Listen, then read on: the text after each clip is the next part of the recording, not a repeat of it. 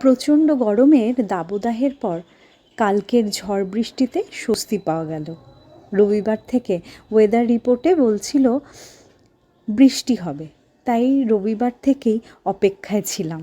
কাল সন্ধ্যের দিকে কালবৈশাখী ঝড়ের আগমন হলো। এবার এই প্রথম কালবৈশাখী ঝড়ের আগমন হলো। সত্যি কথা বলতে কি, সূর্যের প্রচণ্ড তাপ আর সহ্য করা যাচ্ছিল না। নমস্কার, বৈশাখীর হেসেলে সবাইকে স্বাগত। এবার আসি আজকের রান্নায়। আজকে ভাতের সাথে মাছের ডিমের বড়া ভেজেছি। বেসন, নুন, হলুদ, পেঁয়াজ দিয়ে মাছের ডিম মাখিয়ে ভেজে নিয়েছি। এখন যেহেতু কাঁচা আমের সময়, তোমরা দেখবে আমার প্রতিদিনের রান্নায় আমের টক ডাল থাকেই। কারণ এই ডাল আমার বাড়ির সকলেরই খুব প্রিয়। ছোটো মাছ বেগুন দিয়ে চচ্চড়ি করেছি। চাটনি খেতে ইচ্ছে করছিল, তাই আমের পাতলা চাটনি করলাম।